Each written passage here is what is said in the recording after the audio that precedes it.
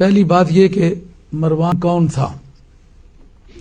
مروان حضرت عثمان غنی رضی اللہ تعالیٰ عنہ کے چچا حکم کا بیٹا تھا، سگا چچا زاد تھا، اور نبی کریم علیہ السلام نے اس کے باپ کو شہر بدر کیا تھا طائف میں، اور بعد میں حکم دیا تھا کہ جو میرے بعد ہوں گے میرے خلفاء وہ اس کو اور زیادہ دور کریں گے۔ پہلے دونوں خلفاء نے نبی پاک علیہ السلام کی ہدایت کے مطابق اس کو اور دور کیا تھا، اور حضرت عثمان غنی رضی اللہ تعالیٰ عنہ اس کو واپس لے آئے تھے۔ علامہ بدر الدین عینی آپ کی کتاب عمدۃ القاری شرح بخاری، اس کے اندر جس وقت کے حضرت عبد الرحمن ابن عوف رضی اللہ تعالیٰ عنہ کو ان کی طرف سے کوئی تھریٹ ملا تو جناب سیدہ عائشہ رضی اللہ تعالیٰ عنہ کہنے لگیں، آپ کا ارشاد مبارک ہے کہ یہ شجرہ خبیثہ جو قرآن مجید میں آیا ہے نا، یہ مروان اور مروان کا باپ اس سے مراد ہے، یہ خبیث ابن خبیث ابن خبیث۔ انہوں نے فرمایا یہ ملعون بن ملعون بن ملعون ہے۔ صاحب روح المعانی نے بعد ذالک زنیم اس کی تفسیر میں ایک ایسی تفسیر لکھی ہے جو میں اس وقت بیان نہیں کر سکتا، جتنے اہل علم حضرات صبح نکال کے دیکھیں۔ حکم کے اندر وہ عیب بتلایا ہے کہ نہ وہ انسانی شرافت میں کسی طرح کھپتا ہے، نہ انسانی معاشرہ اس کی کسی طرح قبول کرتا ہے۔ دنیا کا ذلیل ترین کام ہے جو اس آدمی کے ذمہ ہے۔ جب یہ واپس لے آئے ان کو، اس صحابہ کرام رضوان اللہ تعالی مجمعین نے پوچھا کہ آپ ان کو کیوں واپس لے آئے جب سرکار نے ان کو نکالا بھی تھا اور حق ایک کو حکم دیا تھا اس کو دور کرنا؟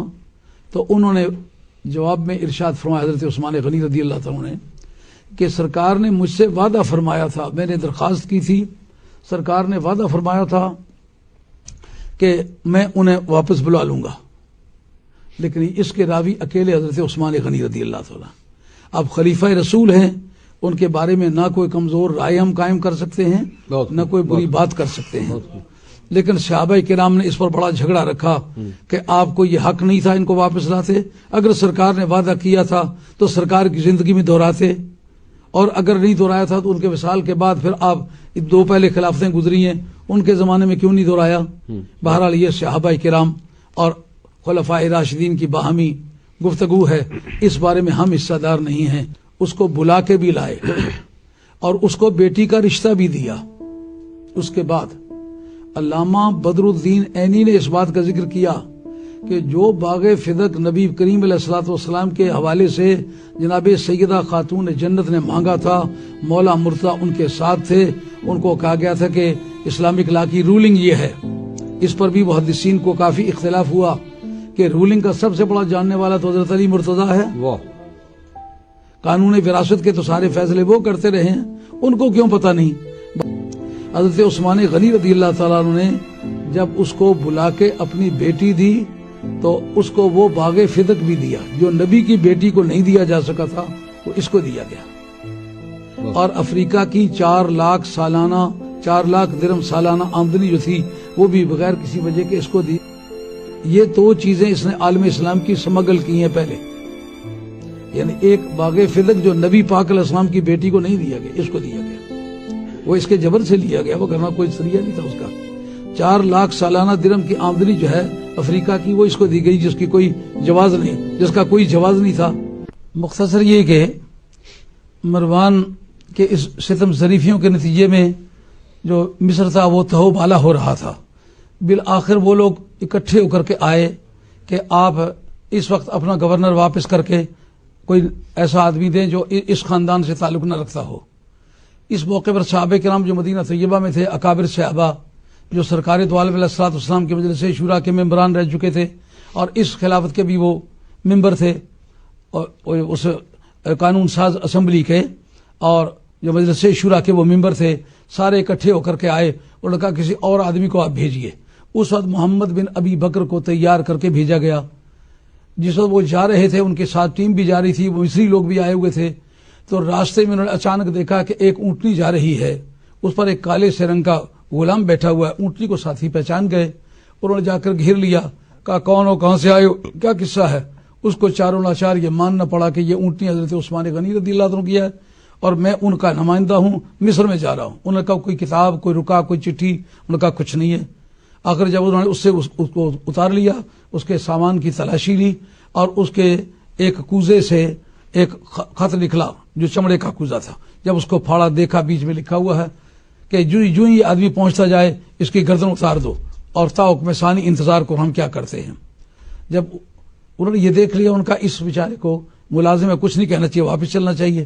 جب واپس آئے، حضرت عثمان غنی رضی اللہ عنہ کی ذات پاک سے ان کی ملاقات ہوئی تو آپ تو ایک خدا پرست انسان تھے۔ ان کا اونٹنی میری ہے، یہ مور جو لگی ہوئی یہ میری ہے، یہ خط میرا نہیں ہے۔ جب تحقیق کیا تو خط مروان کا نکلا۔ اب وہ کہنے لگے مروان کو ہمارے حوالے کریں، اتنے میں مروان بھاگ گیا۔ اب وہی آدمی آپ کے شہادت کا سبب بنا۔ اس کی تفصیلات کتنی بھی لمبی ہیں، مگر سبب یہ ہوا جس آدمی نے حضرت عثمان غنی رضی اللہ عنہ کا داماد بن کے، چچا زاد بن کر کے آپ کے معاملات میں اتنی خیانت کی ہے، اس کے پیچھے نماز کی کیا بحث ہے؟ مروان وہ پہلا آدمی ہے جو جناب حیدر کرار کو صبح شام تبرہ بھیجا کرتا تھا۔ اب اس کا کیا یہ سمجھوتا ہوگا؟